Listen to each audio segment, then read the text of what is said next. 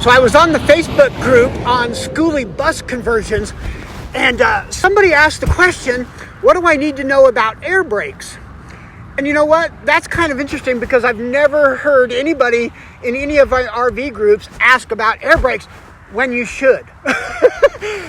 So this video, if you're studying for your CDL Class A air brake test, this is for you. If you're buying a diesel pusher Class A motorhome that has air brakes, or a school bus that has air brakes, this video is for you. And I brought props. This is an air brake canister. So in this video, we're going to talk about the parts that are used in the air brake system, how to check them, how to test them, how to diagnose them, what are the common problems that are often come about, and how basically to use them. We're actually going to adjust the brakes when you suspect there might be a problem. Actually, I suspect there's a problem with this trailer right here because, you know, sometimes you get in and you just barely hit the brake pedal and it just starts slowing down immediately. This one I have to push a little bit harder and it takes a little bit longer. So we're going to adjust the brakes on this right now. But first, let's start with a textbook CDL, Department of Transportation brake safety check. You're supposed to do this every morning when you get in your truck. First thing we're going to do, we're going to start the truck. I'm going to adjust you because you fell down. Now we're going to high idle it until we hear the air filter dryer purge and we've reached maximum air pressure. Okay, we just reached maximum air pressure, which is between 110 and 120 psi. We heard the air filter dryer purge. Now we are going to turn the truck off. I'm going to put the truck in gear because we're going to release the brakes and I don't want to roll. So now we're going to turn, the very important part, we're going to turn the key back to on so that our gauges are properly working.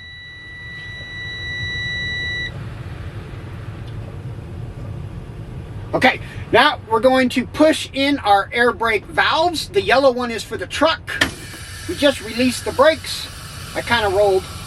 We're going to push in the trailer brakes. So we pushed in both. We're going to let the air stabilize because it's got to fill up a little bit of those tanks. I can hear air still going through the valves, right? Okay, it's stabilized. Now, what we're going to do is a static pressure test for 1 minute. I cannot lose more than 3 psi. So I'm just going to watch the gauges and make sure they don't drop. Okay, let's just say for the sake of argument, it's been 1 minute. I have not lost more than 3 psi. So my air lines are good. Now I'm going to push in the brake pedal and hold it for 60 seconds. Okay, let's just say for the sake of argument, I've waited a minute and I have lost no more than 4 psi. This is testing the actual brake pedal and the lines to the brakes shoes themselves. So we're good. We are not losing more than 4 psi. Now we're going to feather the brake pedal. We're actually going to drop the air pressure down until the actual alarm and the brakes go on. This should happen at 60 psi. Do you hear that? The alarm just came on at 60 psi and the brake light came on. So the warning is working. Now we're going to feather it down until our valves pop out. This should happen at around 40 psi.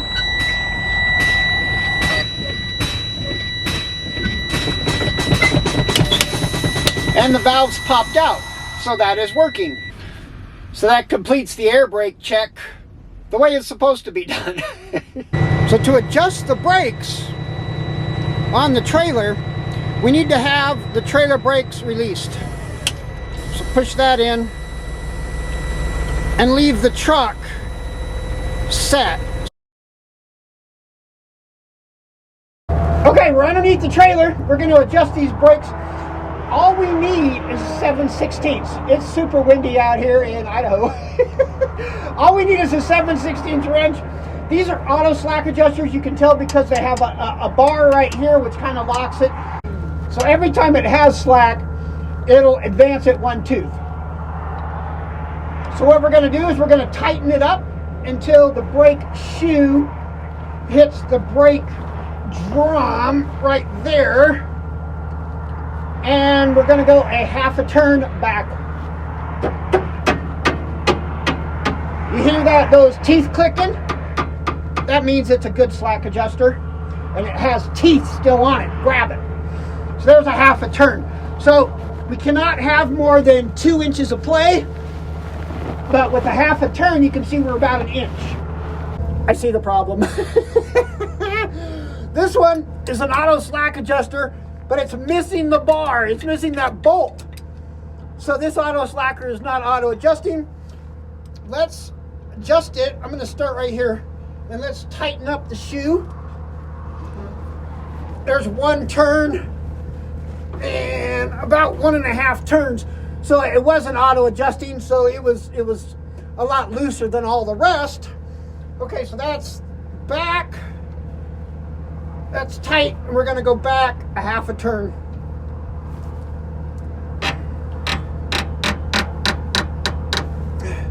And you heard, like almost that first quarter turn, there was no teeth. So it might actually need a new slack adjuster. I do have this bolt at the house. But that's why we didn't have enough brakes, is because it's missing the auto adjuster and it was out of an adjustment. So here is the brake valve on the trailer, and you can see the hoses run to the brake chambers right here.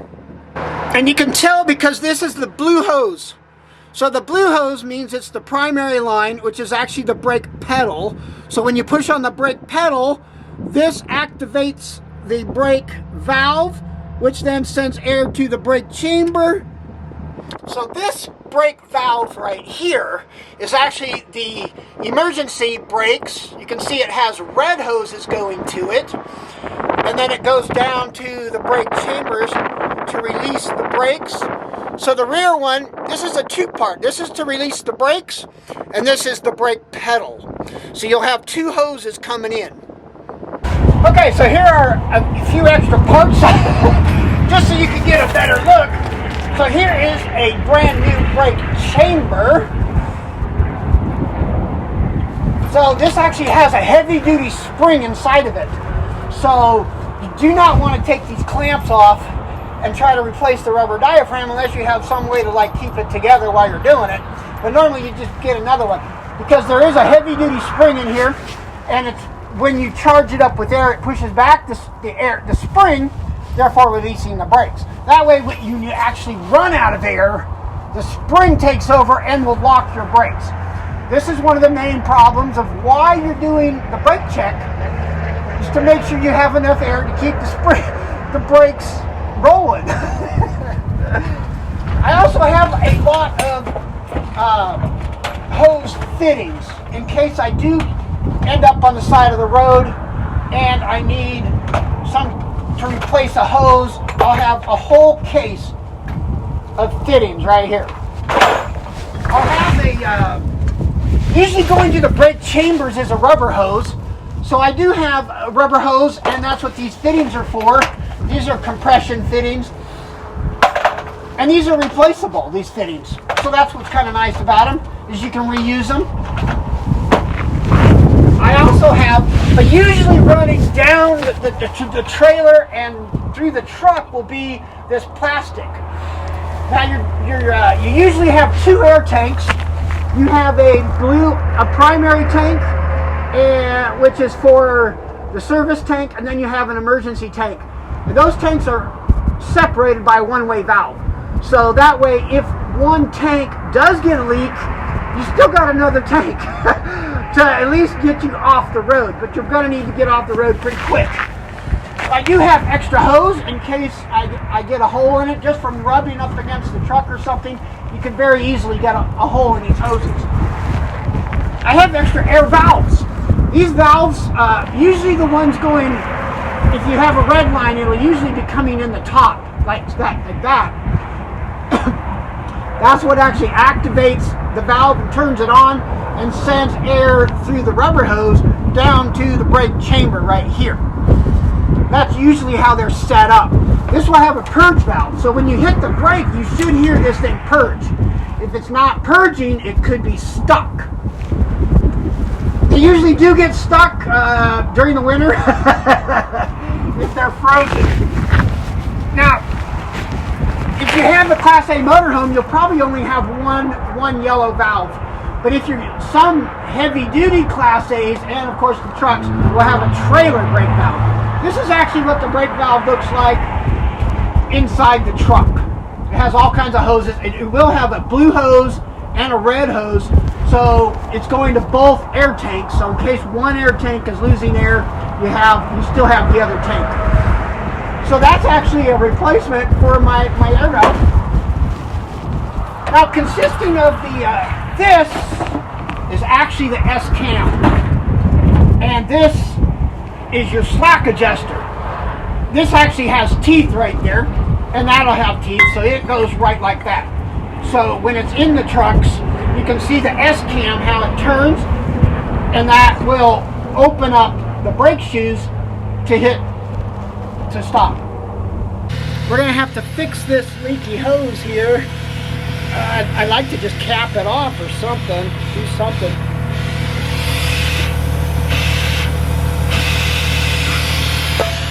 Yeah, sometimes I park on the side of the road because the truck driver has to eat too, right? Currently, I'm helping my cousin who has 7 trucks and 26 trailers maintain them. So when I was in high school on the weekends, I worked at a heavy equipment rental company that had big, huge tractors and bulldozers and the Peterbilt with the flatbeds, and I would go on the weekends and adjust the brakes. I also had an auto shop for 12 years in San Diego. I'm also a professional driver. And I guess I do have a Class A diesel pusher motorhome bus conversion that I built that's air brakes. Okay, so what did we learn about doing the in-cab air brake pre-trip inspection? Number 1, take the air all the way up to 110 to 120. If you never even reach that, we have a problem with the air compressor or the air compressor pressure regulator. So here's the air compressor on the Peterbilt, a Detroit engine. This is a twin piston. It has 2 pistons, and this is the air pressure regulator right there. Then we push in the air brakes, releasing the brakes. If we have a leak there, we have some kind of problem in the emergency brake system that we need to address.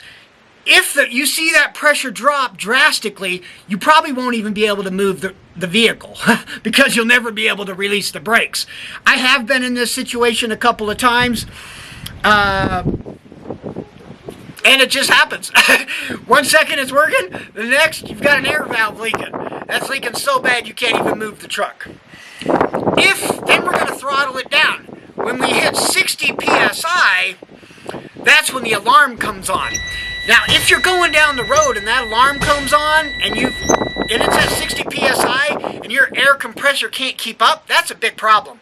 That's what that warning light is about. It's telling you better pull over, and because you have either an air leak or your air compressor itself stopped leaking. Most likely you developed an air leak. Then, as you can keep throttling it down, once you hit the 40, those air valves will pop out. It's too late at that point. You're dead.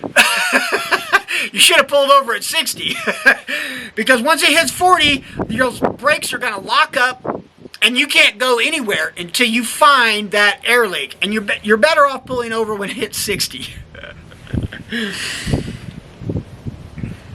Actually, when I was in my bus conversion, I was driving from Moab, Utah, to all the way to my house in Florida. That's a big trip. It's a 4-day trip. So I made reservations in Texas, which is, 2 days from Moab to Texas, and then another, 18 hours from Texas to Florida. As I left Moab, I could tell that my city bus wasn't really building up pressure very fast. In fact, it took quite a bit of time. I have a Caterpillar motor which has 2-piston air compressor. So, come to find out, I was only running off of 1 piston because 1 had shut off. When I got to Texas, just as I was pulling into my camp spot, I looked down and my air was like almost about ready to pop. It was almost at 40, like I was almost dead in the water. I was right by my camp spot. I was like, man, I better get to that camp spot before I run out of air. As soon as I backed into my camp spot, boom, my brakes set. That was it. I made it just in time. After inspection, I found out that I was just running off of 1 cylinder in Moab, and by the time I got to the camp spot in Texas, both cylinders had quit. Actually, I pulled the head on the air compressor, and what I found out was the valves, the little intake valve, was actually, there was so much oil and residue and carbon in there that the valve was frozen open. So it wasn't that the compressor wasn't working, it's just that the valves were stuck to the top of the head and it wasn't building any air.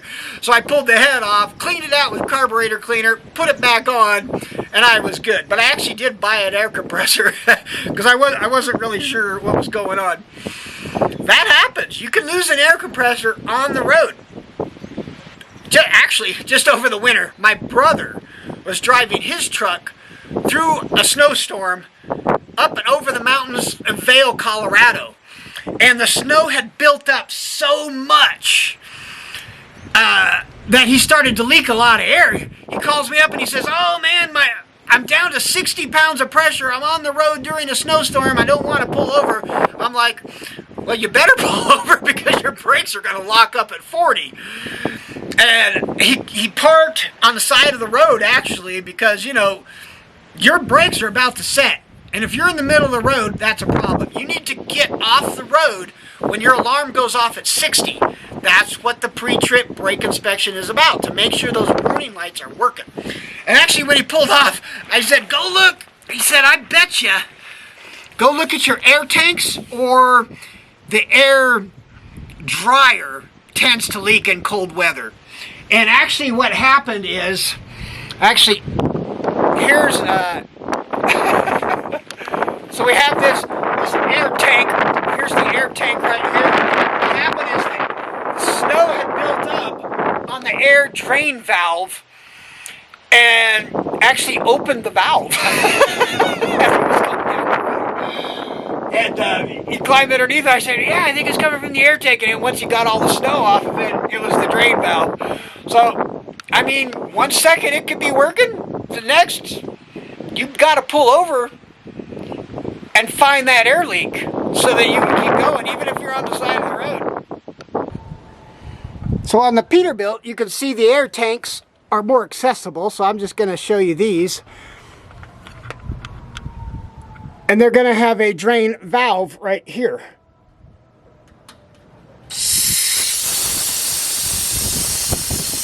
And you can see that there's no oil or air, water, moisture coming out. And that's a good sign that the air compressor is working and it's not leaking oil. I was actually at the bakery and I had just pulled my 2 trailers out of the docks. I had them all set up behind the truck. I had this big old long line of trailers.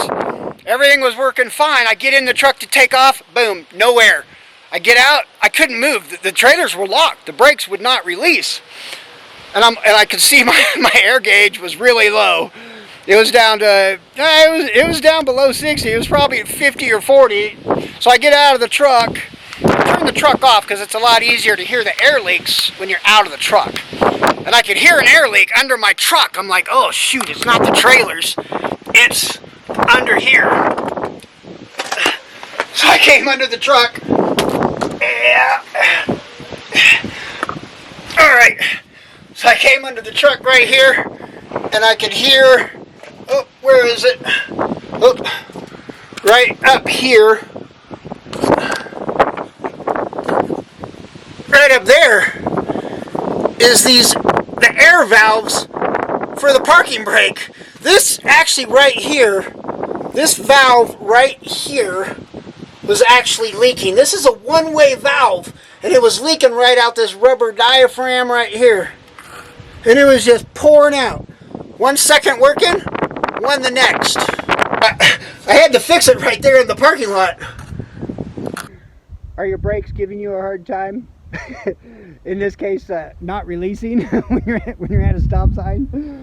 What I did was, so I came back here to the back of the truck where the brakes are not releasing, and I took this hose, which comes from the brake pedal valve, and it actually released.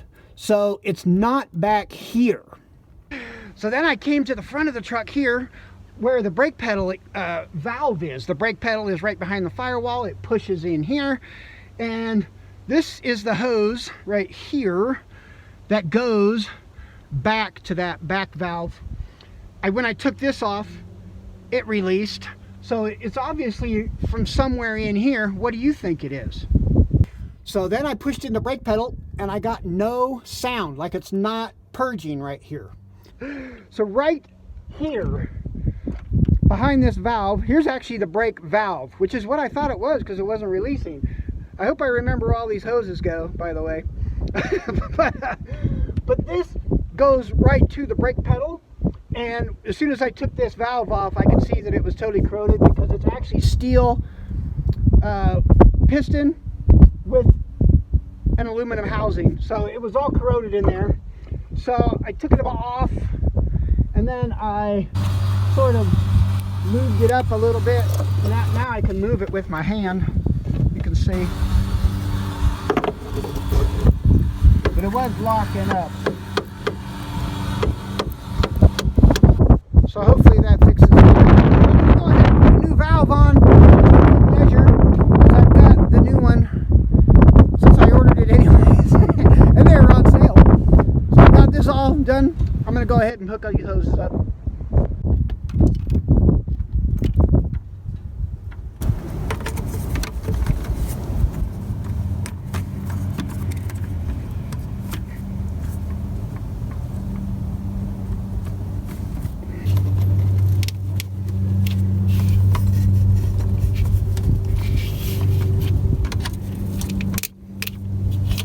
Now you can see it's working. Is this you on the downhill?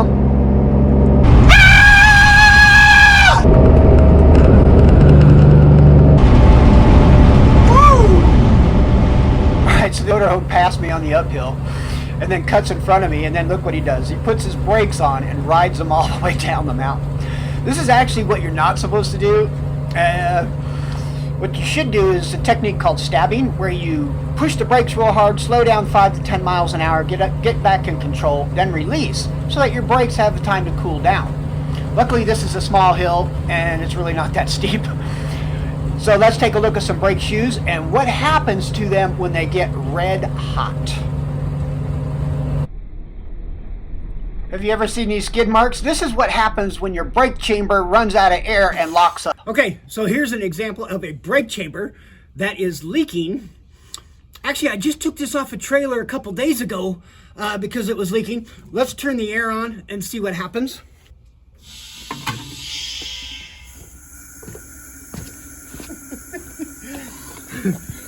So you can see there was enough air to pull it in, but I can hear it's leaking right here.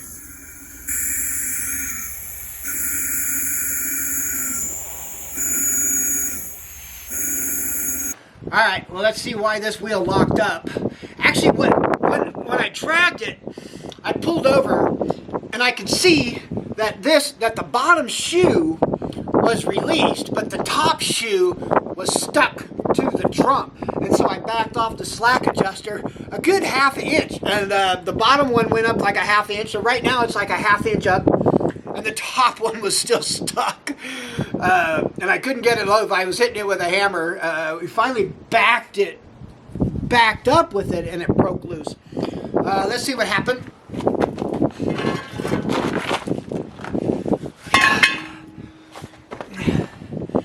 Yeah, there's a bunch of this brake shoe missing.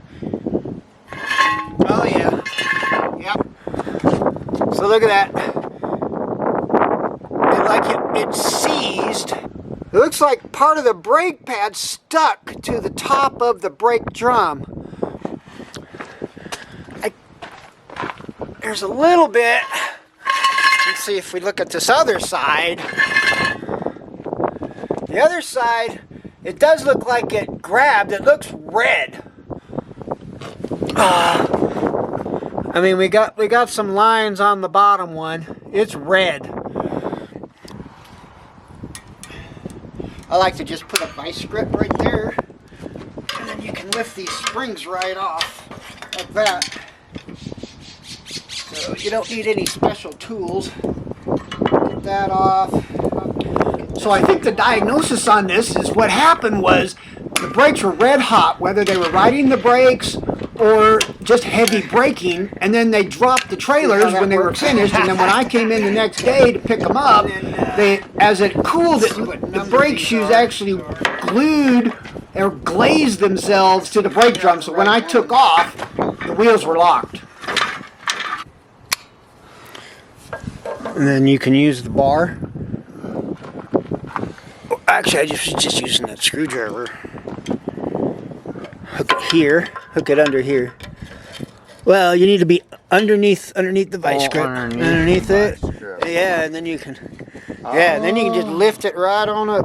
Oh, sorry.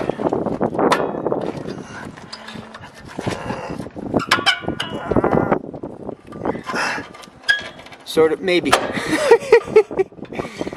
Oh, you got it. Okay. Got it. Yeah.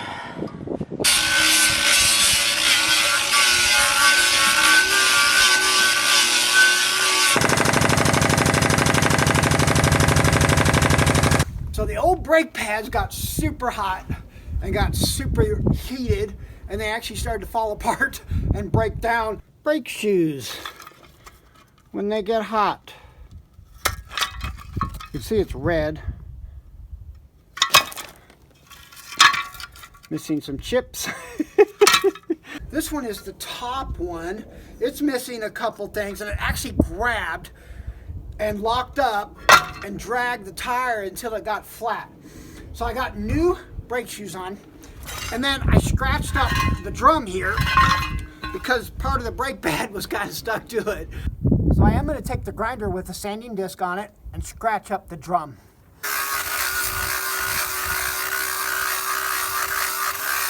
So clean that all up. Now we're ready to put it all back together.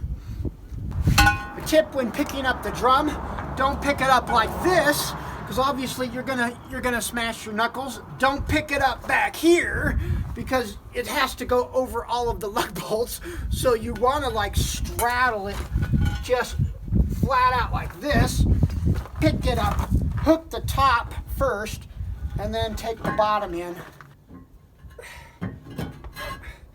There you go. Then you got it. Okay. Then we got to adjust the brakes. Ran out of gas, so we had to go get some gas. What's all this? That doesn't look good.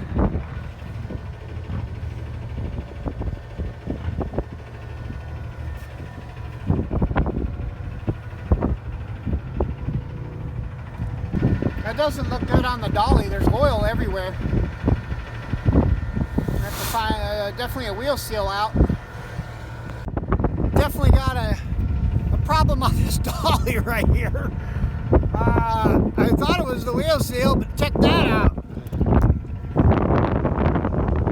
Got oil everywhere. The whole glass cover's missing. I mean, dang, it's like, the whole thing's like broken.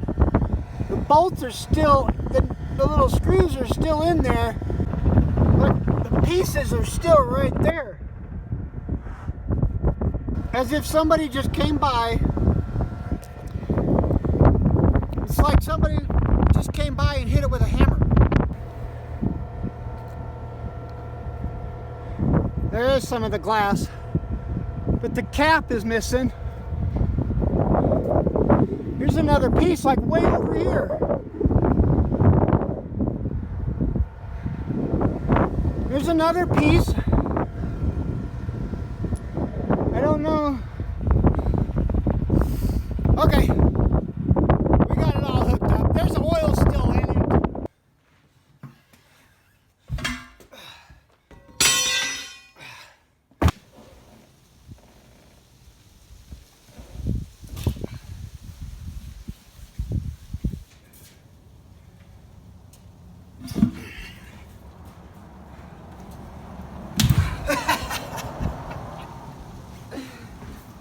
I guess while I'm waiting for parts, I might as well get these tires ready because we got a pump that needs 2 tires tomorrow.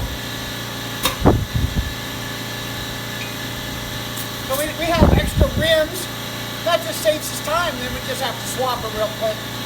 Well, it's another super windy day. We got to get this cover on. It looks like somebody just broke it. I got a new one right here. You see they have a sight glass right here so you can see the oil level. And somebody just broke that plastic with a hammer. And it even has an aluminum frame around it, which is broke. So, I mean, you need a hammer to do that. So we're going to put in this new on. While we got it off, we're going to go ahead and drain all the oil, put in fresh oil because it's pretty black. So all you're really going to need is like a 1/2 inch, maybe some carb cleaner to clean up the surface area. You can use a drill with the wire brush on it. I got this one to just clean it up, or this wire brush, or these Scotch-Brite pads are pretty darn good. This Scotch-Brite pad is pretty good. And then we're going to check, I'm going to jack it up. What I'm going to do is jack up the other side so that it's at an angle and I can get more oil out.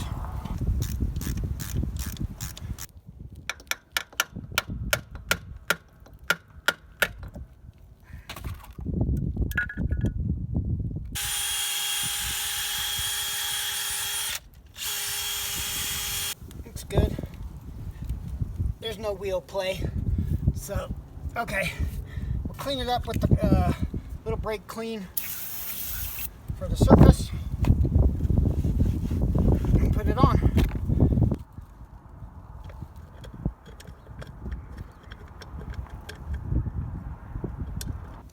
I'm not really going to put any silicone on it. Normally I probably would if I'm like reuse an old gasket, but if it's new, I'm okay with it. Coming down.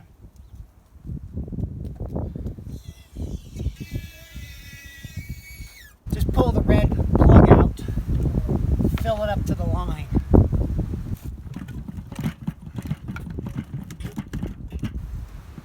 They don't really hold that much.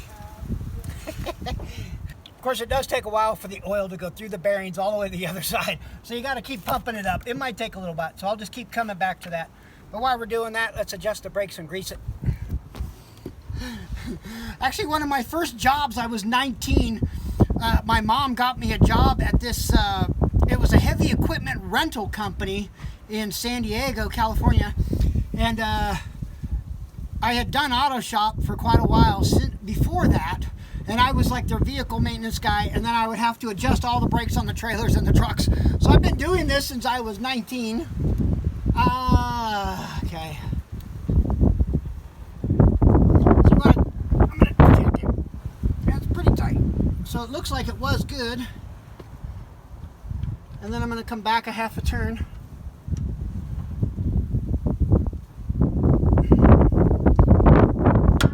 And you want to hear that. If you don't hear it clicking, then you're bad.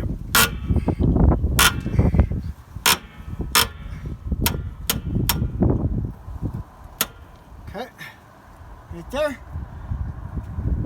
Brakes look good. And we'll grease it.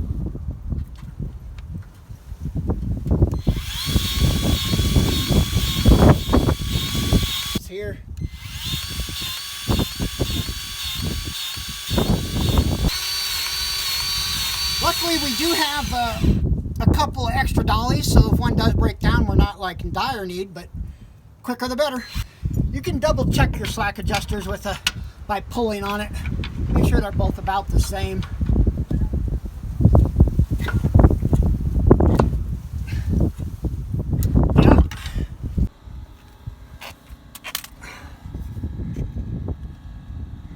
So you should have it right at the line.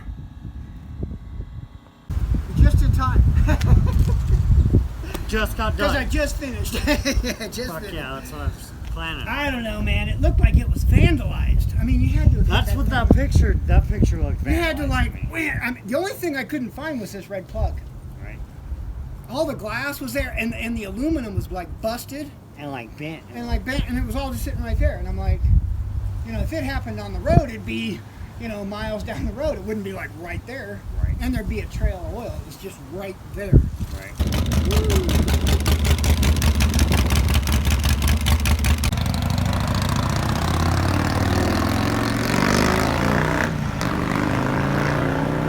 Feels soft right here too. It's soft, and then this is hard, it's soft.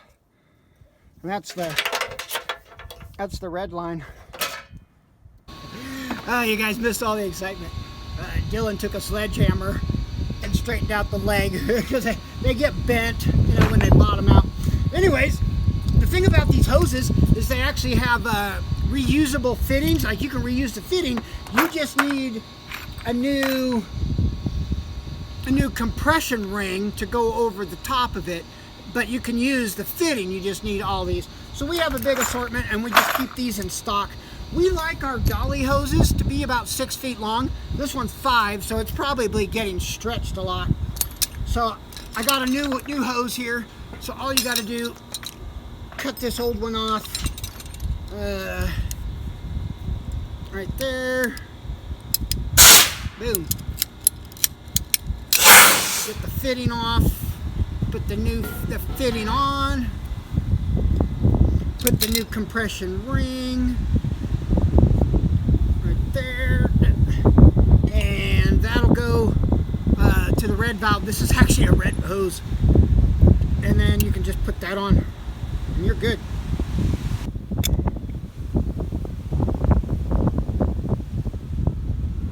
Okay, the valve is on, and that'll go through here. Another compression fitting. I just had it out here. Aha, right there. So you have these compression fittings. Put that on there. And that one's going to go in here.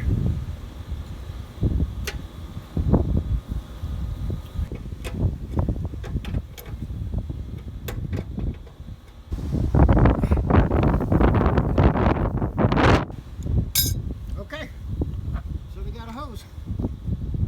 That's one of the biggest maintenances on doing doubles trailers all the time, is these dollies and all those hoses just get stretched.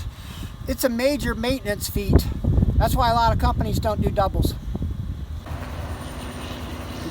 So here's our tire setup.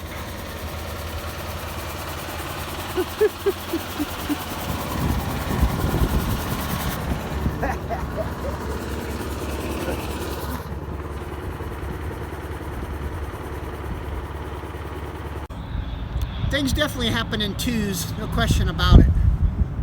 So I just put the dolly, hooked up the dolly to that set, and this one last night by another driver, this wheel locked up. Dragged it, put a hole in the tire, dragged it until it dropped. Same thing. These brake shoes are like glued to the back of the brake drum. So I'm gonna loosen up the cam adjuster, try to get the brake shoes off of it and get it to roll. We're gonna have to like do these tires right here. Broke the bead.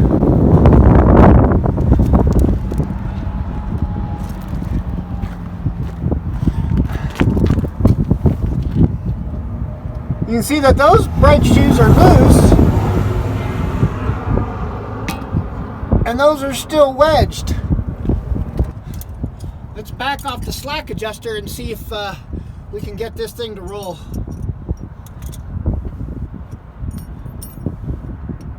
Uh-oh. Huh. That one don't want to go. It's locked. It doesn't even want to move. It's all the way up on the tip of the S-cam, which is weird. This might be why it's locked.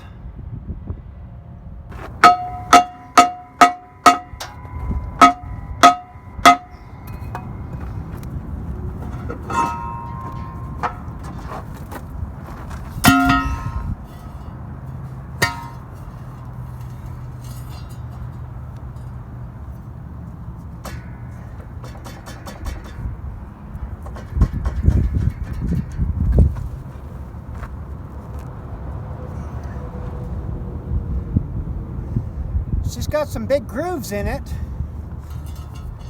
but it didn't get hot. It just, and this has like it's pretty grooved out. Might have just got stuck in the groove.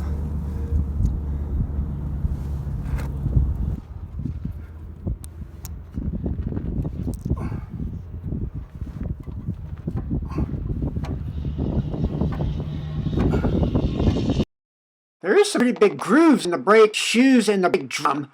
But after thinking about it, the problem was the 1/4 inch of wear and big lip on the brake drum itself. When you hit the brakes, the S-cam went totally to its max limit, wedging itself against the brake shoe, against the drum and the tip of the S-cam. And then when you released, it wouldn't release because it was just wedged at the tip right there.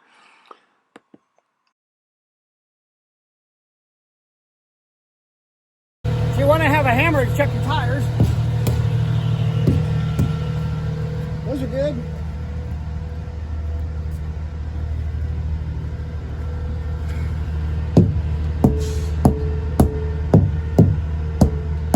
Good. Flat. That one's low. Feel that? It doesn't bounce back.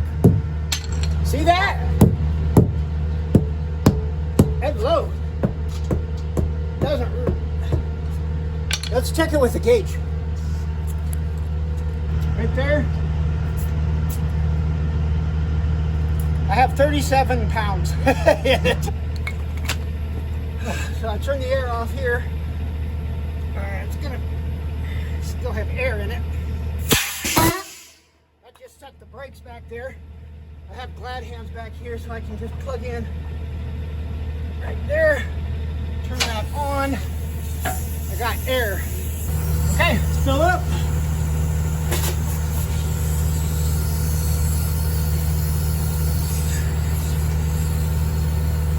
This trailer is pretty full. That's why you always want to have a tire pressure gauge and an air hose if you have an air vehicle, because we have a compressor on the truck, right? So we have air.